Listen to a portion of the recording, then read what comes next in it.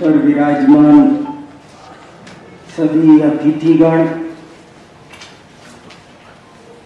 और सभागार में विराजमान अनेक मेरे गुरुजन, गुरुतुल्य विद्वान, जयपुर नगर के सुधी सज्जन, इस राजस्थान विश्वविद्यालय के अनेक आचार्यगण और अनेक शोधार्थी। सर्वप्रथम तो मैं भी आज जैन अनुशीलन केंद्र का स्थापना दिवस है, आज वो अपनी स्वर्ण जयंती मना रहा है, तो मैं बहुत प्रसन्न हूँ। मेरा बहुत पहले से जैन अनुशीलन केंद्र से लगाव है और आज मैं उसकी स्वर्ण जयंती के अवसर पर आप सभी को मंगल कामनाएं देता हूँ और ऐसी शुभकामनाएं करता हूँ कि ये इस तरह से भी कुछ तैयारी करें। एक ऐसी, मैं मेरे गुरुजी भार्गव जी के शब्दों में कहूँ तो एक ऐसी बिजनेस मीटिंग भी करे कि कुछ ऐसा रोड मैप भी बनाए कि अब ये और अच्छी तरह से अपनी हीरक जयंती भी मनाए और अपनी शताब्दी भी बहुत शानदार ढंग से मनाए। ये काम किया जा सकता है। मेरे मन में बहुत विचार इस दिशा में है, लेकिन उन विचारों को मैं फिर कभी करूंगा। आज मैं हमारे मुख्य विषय पर कुछ बात करना चाहता हूँ। ये तो मैंने संकेत भर किया है, जो लोग जैन अनुशीलन केंद्र से जुड़े हुए हैं उनको सहयोग का आश्वासन देते हुए कि यहाँ पर जयपुर जैसी नगरी में, जयपुर तो देश की दूसरी काशी मानी जाती है, ये विद्वानों की नगरी है, यहाँ विद्वान भरे हुए हैं। ऐसे में हम कोई एक बहुत सुंदर रोड मैप बना सकते हैं, कुछ तैयार। आज विश्व में जैन दर्शन की बड़ी प्रासंगिकता है। अमेरिका में पिछले 3 वर्षों के भीतर 40 यूनिवर्सिटीज में जैन दर्शन विभाग खुले हैं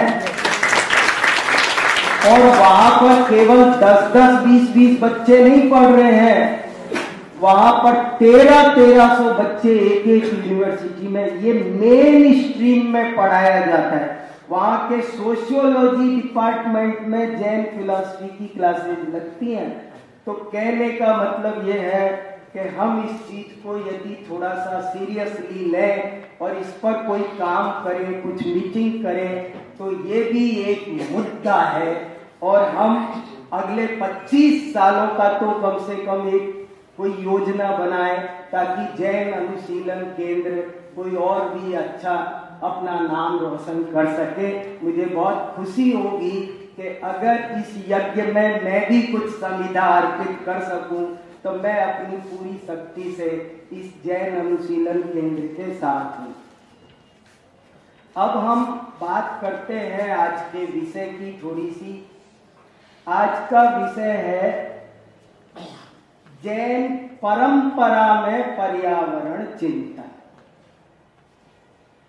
मैं थोड़ा ध्यान आकर्षित करना चाहता हूं शोध छात्रों का कि इस विषय पर हमको किस तरह से चिंतन करना है, काम करना है, लेखन करना है, इसके कितने आयाम हैं, इसमें कितनी गहराइयां हैं, हम इसको कैसे सोचें, कैसे लिखें, कैसे अभिव्यक्त करें। केवल विषय ये नहीं है कि जैन दर्शन में पर्यावरण चिंतन, फर्क है। केवल विषय ये नहीं है कि जैन ग्रंथों में पर्यावरण चिंतन, विषय है जैन परंपरा में पर्यावरण चिंतन। विषय बहुत व्यापक है और इसको तुलनात्मक ढंग से भी देखा जा सकता है। जैसे माननीय कुलपति महोदया ने प्रारंभ किया कि वैसे तो पूरी भारतीय परंपरा में पर्यावरण चिंतन कूट कूट कर भरा पड़ा है, प्रारंभ से भरा पड़ा है। हमारे सब ऋषि मुनियों ने किया है। वेदों में जल को देवता कहा जाता है, अग्नि को देवता कहा जाता है। तो उससे यही बात निकल कर आती है कि वे कहीं कहीं पर्यावरण के प्रति सजग हैं। और जैन परंपरा के साथ जब मैं तुलनात्मक ढंग से कुछ बात देखता हूं तो मैं पाता हूं कि जैन परंपरा में तो पर्यावरण चिंतन थोड़ा और भी व्यापक है। और दूसरी बात, वो आज तक जीवित है। दो बातें कहना चाह रहा हूं मैं। एक तो यद्यपि पूरी भारतीय परंपरा में पर्यावरण की बातें हैं, लेकिन जैन परंपरा में मुझे थोड़ी सी और सूक्ष्मता दिखाई देती है। एक बात। दूसरी बात, दूसरी जगह होते हुए भी वो आज तक परंपरा में, व्यावहारिक जीवन में जीवित उतनी नहीं है जितनी जैन परंपरा में जीवित है। इसलिए जैन परंपरा का पर्यावरण चिंतन ज्यादा खास बन जाता है, दो दृष्टियों से बहुत खास बन जाता है। और परंपरा को हम खोल कर देखेंगे तो इसके अनेक आयाम बनाएंगे। शास्त्रीय परंपरा, हम व्यावहारिक परंपरा, हम इसकी वाचनिक परंपरा। अरे वाचनिक परंपरा समझे, मैं ये कहना मैंने एक मैंने पर्यावरण चिंतन से संबंधित 5 लेख लिखे हैं। एक लेख तो जैन धर्म में पर्यावरण चिंतन है। मेरी ये पुस्तक अभी भारतीय ज्ञानपीठ से छपकर आई है और इसमें मेरे पर्यावरण से संबंधित 5 लेख हैं। एक तो जैन धर्म में पर्यावरण चिंतन है। दूसरा एक लेख है 5 समितियां और पर्यावरण। आप चिंतन कीजिए, मैं शोधार्थियों को क्लू दे रहा हूं। 5 समितियां हैं। 5 समितियां भी कहीं न कहीं पर्यावरण की बात कर रही है। एक आदान निक्षेपण समिति है, क्या उठाना, कहां फेंकना, कहां व्युत्सर्ग समिति है, वेस्टेज का। आज कितना सारा पर्यावरण प्रदूषण वेस्टेज है और उसको ठीक से मैनेज नहीं करना है। वो हमें 5 समिति वाला एक लेख, बहुत व्यापक बातें मैं कहना चाहता हूं पर मैं संक्षेप में कुछ संकेत भर कर रहा हूं। आप इस विषय पर शोधार्थी लोग भी सोचेंगे तो उन्हें बहुत कुछ मिलेगा। एक मैंने लिखा है जैन धर्म में स्वच्छता की अवधारणा। एक बार दिल्ली में भारत सरकार ने इस विषय पर एक मीटिंग की थी कि हमारा स्वच्छता अभियान कैसे सफल हो। तब मैंने जैन परंपरा, जैन आचार्य स्वच्छता के बारे में क्या कहते हैं एक लेख तैयार किया था। वो भी आज के विषय से बहुत ज्यादा संबद्ध है, आज के ही विषय का है। और एक लेख का नाम है जैन परंपरा में अहिंसा के जीवित रूप। अहिंसा के जीवित रूप। आज भी परंपरा में आप जैन धर्म के अनुयायियों के बीच बैठ जाइए, उनके घरों में बैठ जाइए, तो आपको उस परंपरा में ऐसी बातें जीवित मिलेंगी जो पर्यावरण, जैसे आज भी जैन घरों में सेव फल काट दो नहीं बोला जाता है, सब्जी काटो, टमाटर काटो नहीं बोला जाता है, उसको बंधार दो, संवार दो, सुधार दो। माने ये मैं आपको संकेत कर रहा हूं कि वो वाचनिक परंपरा में भी किस तरह से जीवित है। कोई भी मुहावरा ऐसे ही नहीं बोला जाता है। कोई जैन परिवार, कोई जैन साधक ऐसे बोलता नहीं मिलेगा घर की मुर्गी दाल बराबर। वो उसकी भाषा में भी अहिंसा, जैन ग्रंथों में पर्यावरण का जहां शास्त्रीय परंपरा में चिंतन है, उसका तो एक सबसे बड़ा सूत्र है अल्पारंभ परिग्रहत्वम मानुषस्य और बहुआरंभ परिग्रहत्वम नारकस्य आयुषः।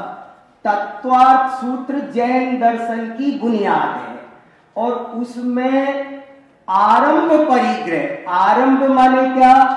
प्राणी पीड़ा हेतुक व्यापार आरंभ, जिससे प्राणियों को पीड़ा पहुंचे उस क्रिया का नाम आरंभ है। पृथ्वी खोदना ये भी आरंभ है।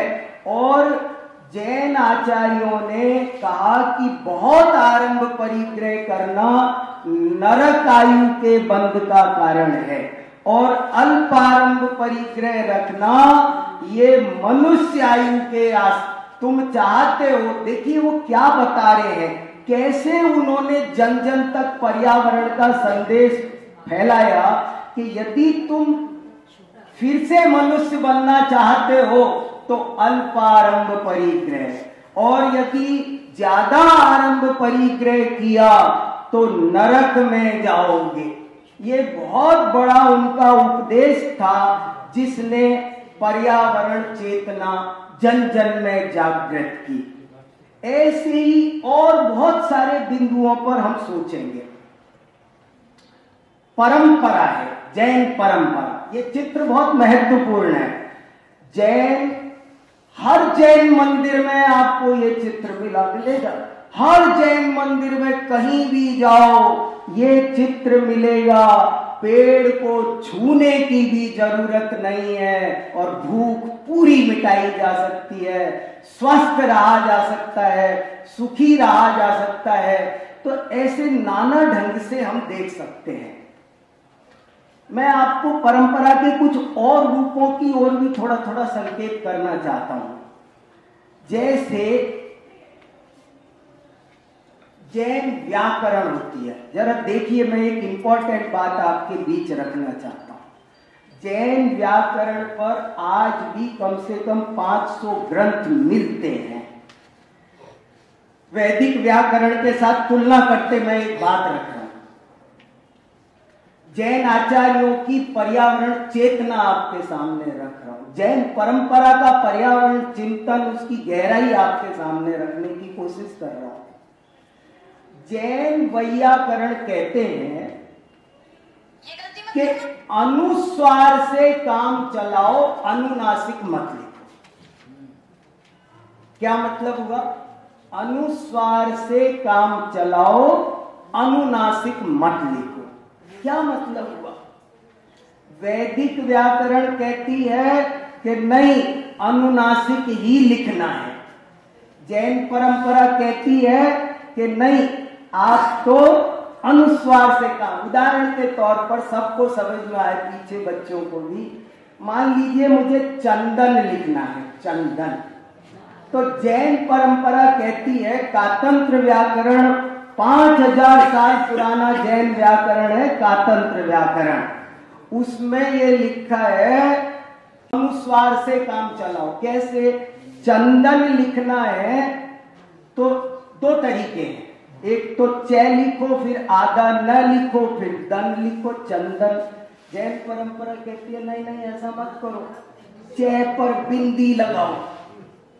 अरे भाई क्यों, इससे क्या फर्क पड़ रहा है? इस बात में क्यों उलझ रहे हो? इस बात में कोई कहेगा इस बात में क्यों उलझ रहे हो? च पर बिंदी लगा दी, आधा न लिख दिया, क्या हो गया इसमें?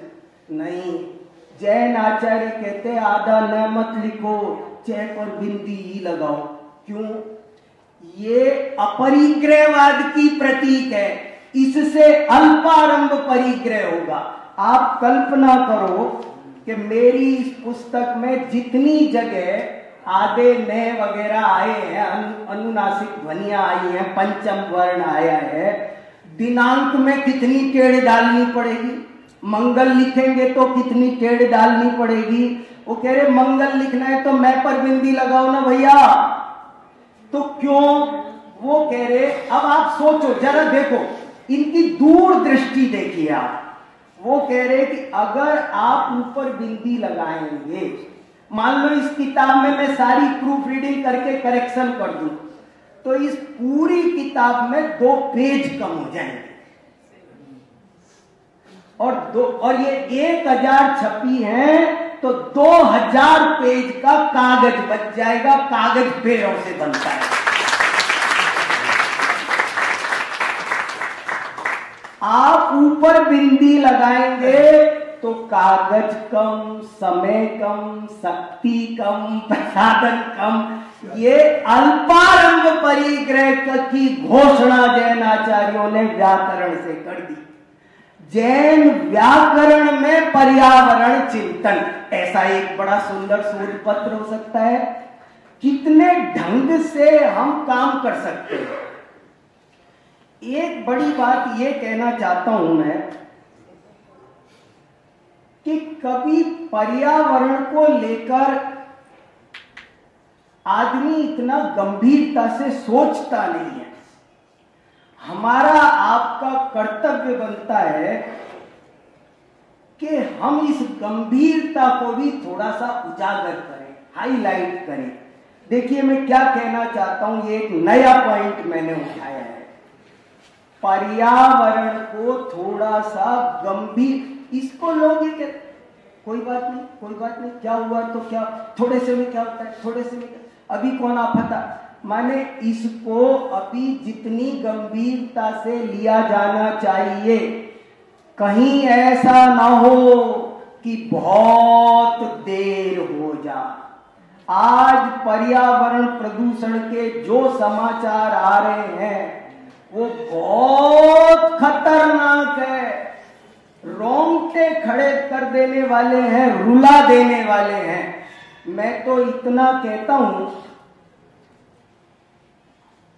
कि मानव जाति पर विपदाएं तो शुरू से आती रही है, तरह तरह की विपदाएं आती रही है, महामारियां फैलती रही है, प्लेग फैला है, कभी क्या तूफान आता है, बाढ़ आता है, क्या क्या तकलीफें आती है। लेकिन सारी समस्याओं ने एक सीमित क्षेत्र में, सीमित काल में नुकसान पहुंचाया है। लेकिन प्रदूषण ने वो सबको घेर लिया है। इस धरती पर महाभारत भी हुआ है एक दिन, लेकिन महाभारत होने से भी उतना नुकसान नहीं हुआ जितना नुकसान पर्यावरण के प्रदूषण से हो रहा है, जिनका कोई दोष नहीं है। छोटे छोटे बच्चों को कैंसर हो जाता है, कौन जिम्मेदार है। मैं दिल्ली में रहता हूं, आए दिन अखबार में पढ़ता हूं, आज दिल्ली से घर गैस चैम्बर बनी हुई है, घर से बाहर ना निकले। आए दिन अखबार में छपता है, आज गैस चैम्बर बनी हुई है, घर से बाहर ना निकले। ये क्या हो रहा है? ये पर्यावरण प्रदूषण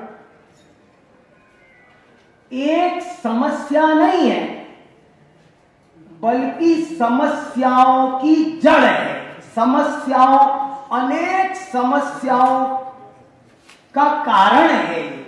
इसके कारण से आज कहीं कोई सब्जी शुद्ध नहीं रह गई, कोई फल शुद्ध नहीं रह गया, पानी शुद्ध नहीं रह गया।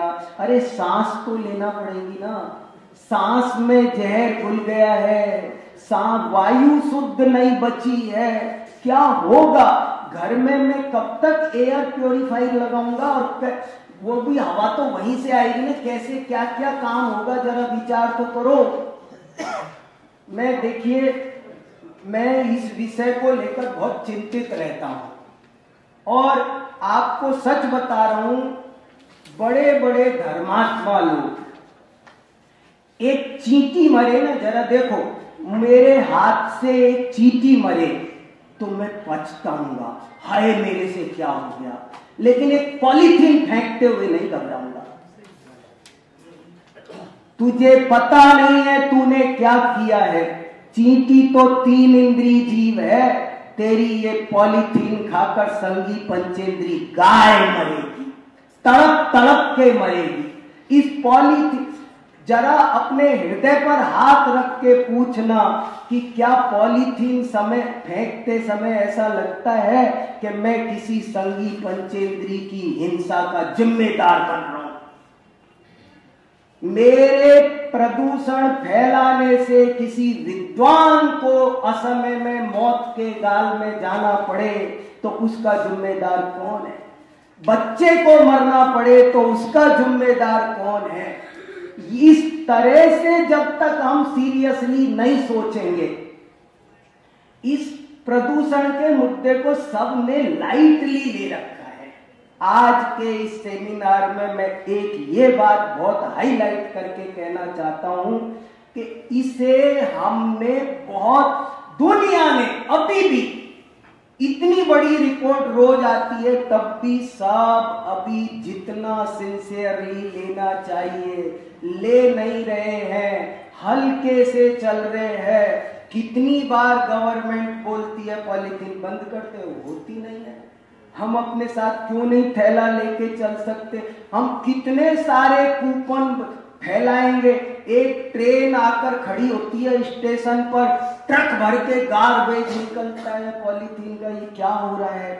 तो एक तो हमें इसे बहुत ज्यादा सीरियसली लेना है, परंपरा के विविध आयामों पर सोचना है। और एक नया महत्वपूर्ण बिंदु है मेरे ख्याल से, पर 2-3 बातें और एक बार जल्दी मैं पूरी बात करता हूँ। 2-3 बातें और बहुत महत्वपूर्ण कहने का मेरा मन है। देखिए, अब मैं और उसके डायमेंशन खोलना चाह रहा हूं, उसमें कितनी परत छुपी हुई है उनको खोलने की कोशिश कर रहा हूं।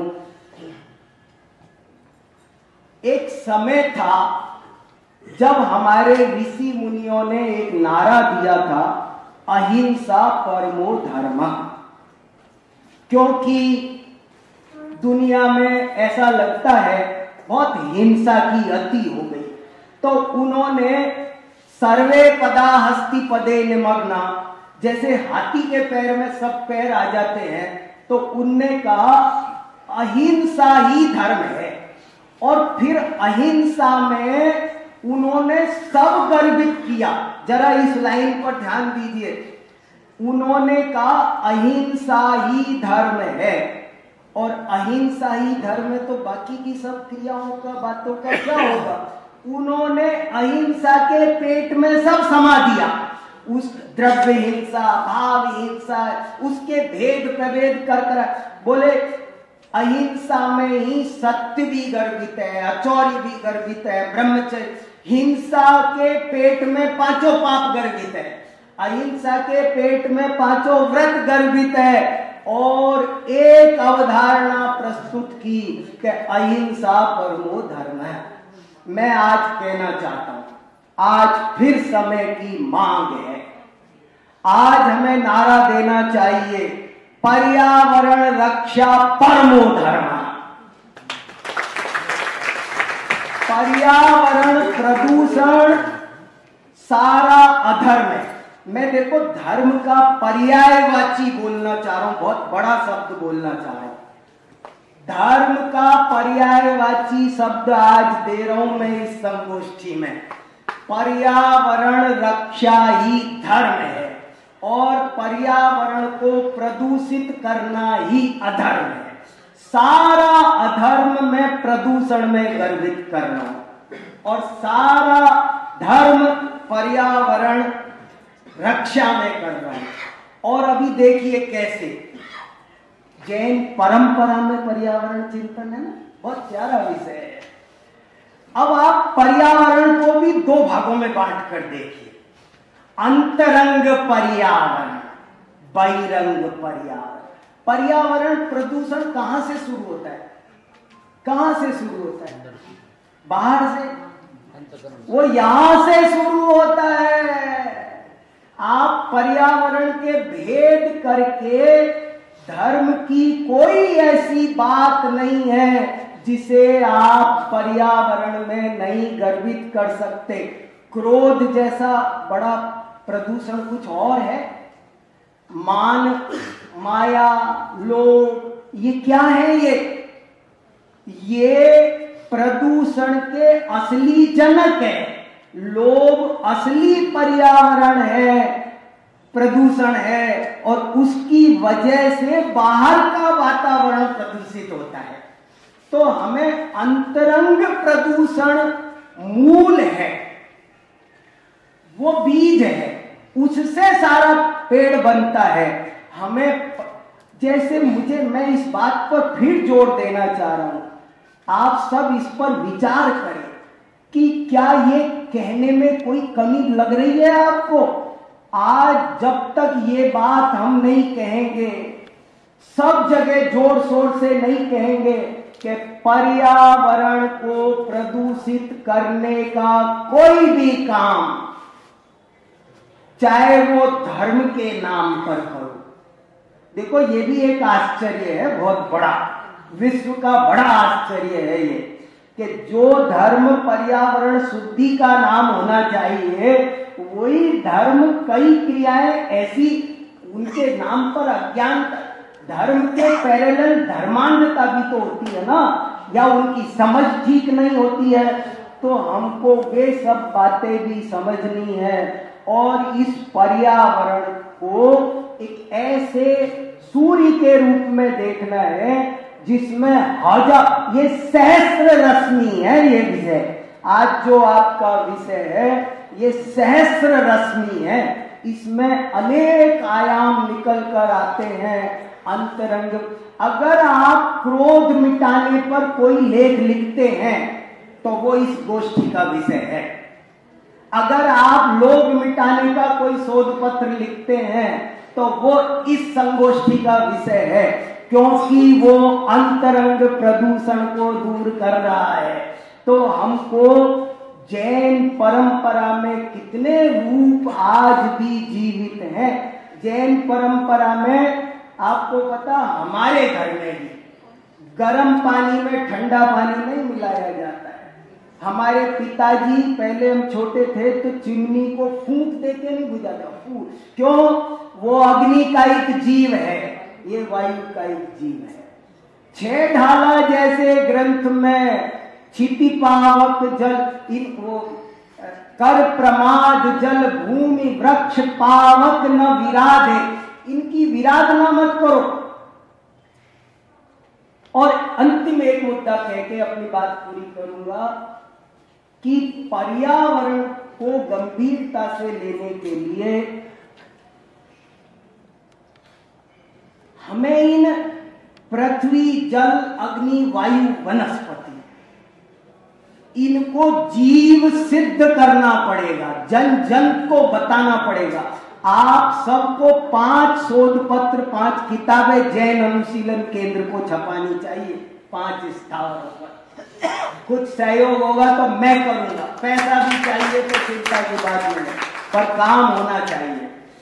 पृथ्वी में जीव, आपको पता है प्रोफेसर राजाराम जी ने पुस्तक में पूरा विवरण दिया है। सन 1885 में कलकत्ता के इंजीनियरिंग कॉलेज में पंडित गोपाल दास बरैया का भाषण हुआ था, और उस भाषण को जगदीश चंद्र बसु सुनते थे, और जीव के स्वरूप पर भाषण हुआ था। और गोपाल दास बरैया को पेड़ों में जीव हो सकता, सारे बच्चे हंसी उड़ा रहे थे, लेकिन गोपाल दास बरैया को क्लू मिला कि पेड़ों को भी जीव सिद्ध किया जा सकता है, और उन्होंने विश्व कॉन्फ्रेंस में ये सिद्ध करके बता दिया, प्रैक्टिकल करके, कि पेड़ जीव है। दिल्ली में ICPR की एक कॉन्फ्रेंस हुई है, एक बहुत अच्छा आचार्य विद्यानंद जी ने लेख लिखा है, शोध पत्र, अग्नि में जीवत्व की सिद्धि। अग्नि जीव है, मैं अभी आपको 15 मिनट बोलूं तो एक एक व्यक्ति को विश्वास करा सकता हूं कि अग्नि जीव है। मैं उन तर्कों से सिद्ध कर सकता हूं कि अग्नि जीव है, मैडम थी वहां पर। तो अग्नि में जीवत्व की सिद्धि, ऐसे मैं चाहता हूं कम से कम 5 शोध पत्र आए, हमारे षड दर्शन समुच्चय में लिखा हुआ है, स्याद्वाद मंजरी में सिद्ध कर रखा है, वहां से लाओ मसाला, मैं बताऊंगा कहां मैटर है। लेकिन जल में जीवत्व की सिद्धि, जैन परंपरा का पर्यावरण चिंतन इसलिए प्रभावी बन गया क्योंकि जैन आचार्यों ने पृथ्वी, जल, अग्नि, वायु, वनस्पति इनको केवल तत्व नहीं माना, शरीर निर्मित करने वाले तत्व मात्र नहीं है ये कि 5 तत्व में मिल गए खेल खत्म, 5 तत्व हम खाने के काम आते हैं, रोटी पेट भरता है, इतनी बात नहीं है। ये जीव है और आत्मा है और ये भी परमात्मा बन सकते हैं, अनंत शक्ति संपन्न है। इनको नुकसान पहुंचाना ये परमात्मा का अभिनय है, अधर्म है, पाप है। कहने का मतलब यह है कि जैन परंपरा का पर्यावरण चिंतन बहुत व्यापक है, बहुत सूक्ष्म है, बहुत गहरा है और उसके बहुत सारे आयाम हैं। ये संगोष्ठी उन आयामों का उद्घाटन करे और देश में ही नहीं पूरे विश्व में पर्यावरण चेतना का विकास हो, बच्चा बच्चा इस बात को गंभीरता से समझे और इतनी देर ना हो, हम जल्दी से अपने पर्यावरण की रक्षा कर सकें, ये दुनिया स्वस्थ बने, खुशहाल बने, सब लोग शांति की सांस लेते रहें चिरकाल तक। मैं इसी मंगल कामना के साथ मेरी वाणी को यहीं